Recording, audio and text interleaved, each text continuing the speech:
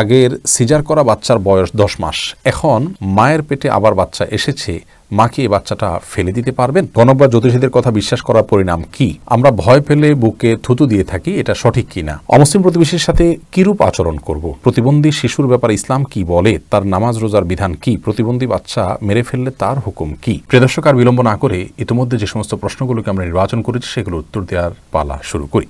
জাকির জানতে চেয়েছেন, গণক বা জ্যোতিষীদের কথা বিশ্বাস করার পরিণাম কি? গণক বা জ্যোতিষীদের কাছে যাওয়া ইসলাম শরীয়তের দৃষ্টিকোণ থেকে একটি গুনাহের কাজ, আর তাদের কথা বিশ্বাস করা আরেকটি অপরাধ। সহিহ মুসলিম হাদিসে বর্ণিত হয়েছে, নবী করিম সাল্লাল্লাহু আলাইহি ওয়াসাল্লাম বলেছেন, মান আতা আররাফান ফাসআলাহু আন শাইইন ফাসাদ্দাকাহু, যে ব্যক্তি কোনো গণকের কাছে এলো, এসে তাকে কোনো বিষয় সম্পর্কে জিজ্ঞাসা করলো, এরপরে গণক যে তথ্য দিল, ভবিষ্যৎবাণী করলো, সেটাকে সে বিশ্বাস করলো, এরকম যদি হয় তাহলে লাম তুকবাল লাহু সালাতু 40 ইয়াওমা, তাহলে তার 40 দিনের সালাত কবুল হবে না। অন্য হাদিসে আসছে আবু দাউদে, নবী করিম সাল্লাল্লাহু আলাইহি ওয়াসাল্লাম বলেছেন, যে ব্যক্তি কোনো গণকের কাছে আসলো, এরপরে তাকে সত্যায়ন করলো, তার কোনো তথ্য বিশ্বাস করলো, সে ব্যক্তি মুহাম্মদ সাল্লাল্লাহু আলাইহি ওয়াসাল্লামের প্রতি যা নাজিল হয়েছে এটাকে অবিশ্বাস করলো। এই ধরনের জঘন্য অপরাধ এটি। এরপরে প্রশ্ন করেছেন এইচ আরাফাত হোসেন, আপনি জানতে চেয়েছেন, আমরা ভয় পেলে বুকে থুতু দিয়ে থাকি, এটা সঠিক কিনা? ভয় পেলে বুকে থুতু দেওয়া এটা ইসলাম শরীয়তের দৃষ্টিকোণ থেকে কোনো নির্দেশিত বিষয় নয়, এবং এর কোনো বৈজ্ঞানিক ভিত্তি আছে বলেও আমরা জানি না। তবে নবী করিম সাল্লাল্লাহু আলাইহি ওয়াসাল্লাম সহিহ মুসলিম সহ বিভিন্ন হাদিসে কিতাবে বর্ণিত হয়েছে যে দুঃস্বপ্ন দেখলে কেউ, তিনি ঘুম ভাঙার পর বাম দিকে যেন 3 বার থুতু ফেলেন। স্বপ্ন দেখে ভয় পেয়েছেন বা স্বপ্নকে খারাপ স্বপ্ন মনে করছেন, তাহলে বাম দিকে 3 বার থুতু ফেলবেন। সেই থুতুটা হলো শুয়ের আগাতে যে পরিমাণ পানি থেকে, এভাবে আমরা 3 বার বামে থুতু ফেলবো এবং আউযু বিল্লাহি মিন শাররি শাইতান, শয়তানের ক্ষতি থেকে আল্লাহর আশ্রয় প্রার্থনা করে দোয়া পাঠ করব বা আউযু বিল্লাহ পাঠ করব। তো এটি হলো দুঃস্বপ্ন দেখলে তখন, বা মনে কোনো বাজে চিন্তা আসলে তখন আমরা বাম দিকে 3 বার থুতু ফেলবো। এই শিক্ষা হাদিসে এসছে, কিন্তু ভয় পেলে যে বুকে থুতু দিতে হবে এরকম কোনো কথা বলা হয়নি। একজন ইমানদার যদি কোনো কারণে ভয় পান, তাহলে তিনি প্রথমত আল্লাহর প্রতি ভরসা রাখবেন এবং আল্লাহর ভরসার মাধ্যমে তিনি শক্তি সঞ্চার করার চেষ্টা করবেন এবং আল্লাহ রাব্বুল আলামিনের কাছে নিজেকে ন্যস্ত করবেন। তাকবীর দিতে পারেন, আল্লাহু আকবার, আল্লাহই সবচেয়ে বড়, আল্লাহ ছাড়া কেউ আমার কোনো প্রকার ক্ষতি সাধন করতে পারেন না, আমার কোনো অপকার হলে আল্লাহর অনুমতি ছাড়া সেটি হবে না, এই মর্মে তিনি স্বীকৃতি দিতে পারেন, তাকবীর দিতে পারেন এবং আল্লাহর উপরে আস্থা এবং নির্ভরতা কথা প্রকাশ করতে পারেন। হাসবি আল্লাহ, আল্লাহ আমার জন্য যথেষ্ট, এ ধরনের কথা তিনি বলতে পারেন। ওলামা ইকরাম বিভিন্ন ধরনের ঝাড়ফুঁকের কথা বলেছেন, যেগুলোর মাধ্যমে এই সময় আমাদের ভয় দূর করা যেতে পারে সেগুলো। তো ভয়ের সময় বুকে থুতু না দিয়ে আমরা আল্লাহর প্রতি আস্থাশীল হব, আল্লাহর প্রতি নির্ভরতা বাড়াবো, আল্লাহর কথা স্মরণ করব এবং আমাদের ঈমানকে বৃদ্ধি করার চেষ্টা করব। অমুসলিম প্রতিবেশীর সাথে কিরূপ আচরণ করব? অমুসলিম প্রতিবেশীর সাথে একজন মুসলিম হিসাবে আমাদের আচরণ হতে হবে সুন্দর আচরণ। বিশেষ করে আমাদের আচরণের সৌন্দর্য দেখে যেন তিনি ইসলামের প্রতি আকৃষ্ট হন, সেই চেষ্টা একজন ঈমানদারের থাকতে হবে। অমুসলিম প্রতিবেশী যদি আমাদেরকে কোনো খাবার পাঠান এবং সে খাবার যদি হালাল হয়, আমরা সেটি অবশ্যই সাদরে গ্রহণ করতে পারি। সাহাবায়ে কেরাম অমুসলিমদের খাবার গ্রহণ করেছেন। নবী সাল্লাল্লাহু আলাইহি ওয়াসাল্লাম অমুসলিমদের বাসায় দাওয়াত খেয়েছেন, একজন ইহুদির বাসায় তিনি দাওয়াত খেয়েছেন এবং তাদেরকে খাইয়েছেনও। এজন্য অমুসলিমদের বাসায় খাবার পাঠানো যাবে, হাদিয়া পাঠানো যাবে, তাদের হাদিয়া গ্রহণ করা যাবে।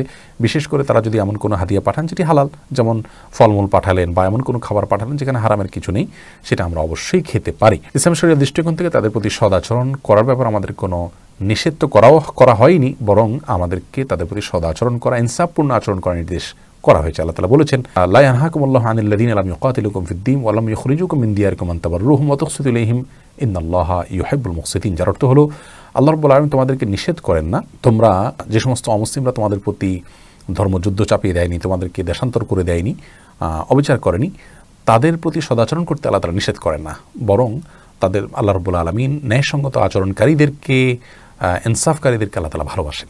এই আয়াতের আলোকে বোঝা গেল যে আমরা অমুসলিম প্রতিবেশী, সেটা হিন্দু হোক বা অন্য কোনো ধর্মাবলম্বী হোক, তাদের সাথে সদাচরণ করব, কোনো কারণে তাদেরকে কষ্ট দেব না এবং তাদের সাথে হাসি খুশি থাকার চেষ্টা করব এবং উদ্দেশ্য হবে ইসলামের প্রতি তাদেরকে আকৃষ্ট করা। তবে অন্তরের গভীরে এবং গহীনে আল্লাহর প্রতি অবিশ্বাসী কোনো মানুষকে জায়গা দিয়ে তাকে অন্তরঙ্গ আপন করা, এটা জায়েজ নয়।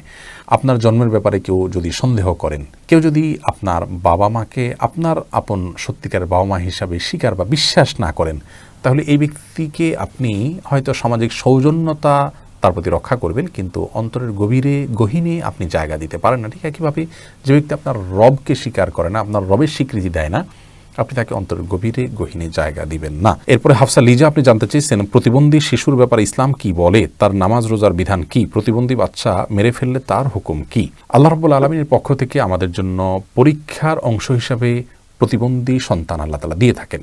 যে বাবা মাকে আল্লাহ তাআলা প্রতিবন্ধী সন্তান দিয়েছেন, তিনি যদি সেই সন্তানকে পেয়ে সবর করেন এবং তার সেবা যত্ন করেন, সন্দেহাতীতভাবে আল্লাহর পক্ষ থেকে তিনি আজর আজিম লাভ করবেন। কারণ বিভিন্ন হাদিস থেকে বোঝা যায় যে ইন্না আযামাল জাযাই মা আযামিল বালা, মানুষের প্রতি আল্লাহ তাআলার পক্ষ থেকে পরীক্ষা যত কঠিন হবে তার সওয়াব তত তিনি বেশি পাবেন। অতএব যিনি প্রতিবন্ধী শিশু জন্ম দিয়েছেন, গর্ভে ধারণ করেছেন, লালন পালন করছেন, তিনি সাধারণ শিশু মানুষ করে অন্য যে কোনো মা বাবা যে পরিমাণ সওয়াব পেয়ে থাকেন তার চাইতে ইনি বেশি সওয়াব পাবেন তার কষ্ট এবং পরিশ্রমের কারণে।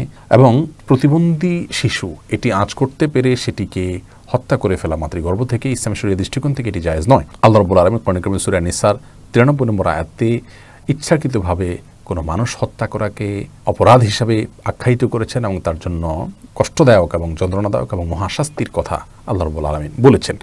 এজন্য আল্লাহর এই পরীক্ষায় উত্তীর্ণ হওয়ার চেষ্টা করা দরকার। যিনি নিজে প্রতিবন্ধী হিসাবে জন্মগ্রহণ করেছেন বা দুনিয়াতে এসেছেন, তার জন্য নবী করিম সাল্লাল্লাহু আলাইহি ওয়াসাল্লামের হাদিস থেকে বিভিন্ন সুসংবাদের কথা আমরা জানতে পারি।